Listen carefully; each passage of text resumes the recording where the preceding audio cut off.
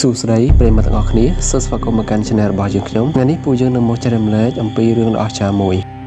តើអ្នកដឹងទេថាលើពិភពលោកយើងនេះមានសាកសពមនុស្សណាដែលមានអាយុកាលវែងជាងគេនៅលើពិភពលោកសាកសពមនុស្សដែលមានអាយុកាលវែងជាងគេនៅលើពិភពលោកដែលត្រូវបានរកឃើញនៅស្ថានភាពល្អស្ទើរតែ 100% គឺសាកសពរបស់បរិមអ្នកដែលមានឈ្មោះថា O.C. The Iman O.C. បានរស់នៅប្រហែលជា 5300 ឆ្នាំមុន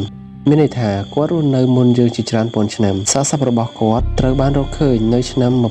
1991 នៅលើភ្នំអាល់ចន្លោះប្រទេសអ៊ីតាលីនិងអូស្ត្រាលីក្នុងទឹកកកដ៏ត្រជាក់ខ្លាំងអ្វីដែលធ្វើឲ្យយើងភ្ញាក់ផ្អើលគឺសាកសពរបស់អូស៊ីត្រូវបានរក្សាទុកយ៉ាងល្អ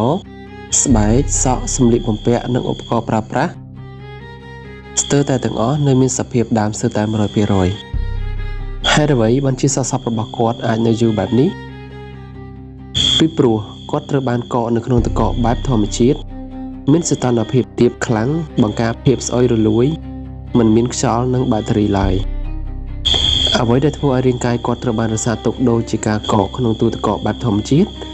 បើប្រៀបធៀបជាមួយនឹងម៉ាមីនៅអេស៊ីបភាគច្រើនមានអាយុប្រហែល 3000 ទៅ 4000 ឆ្នាំប៉ុណ្ណោះប៉ុន្តែអូតស៊ីមានអាយុជាង 5300 ឆ្នាំដូច្នេះគាត់ត្រូវបានគេចាត់ទុកថាជាសាកសពមនុស្សដែលមានវ័យចំណាស់ជាងគេបំផុតនៅលើពិភពលោកដែលមនុស្សសម័យនេះត្រូវបានរកឃើញនិងអាចសិក្សាបានយ៉ាងច្បាស់លាស់តាមរយៈការសិក្សាសាកសពរបស់អូតស៊ីអ្នកវិទ្យាសាស្ត្របានដឹងអំពី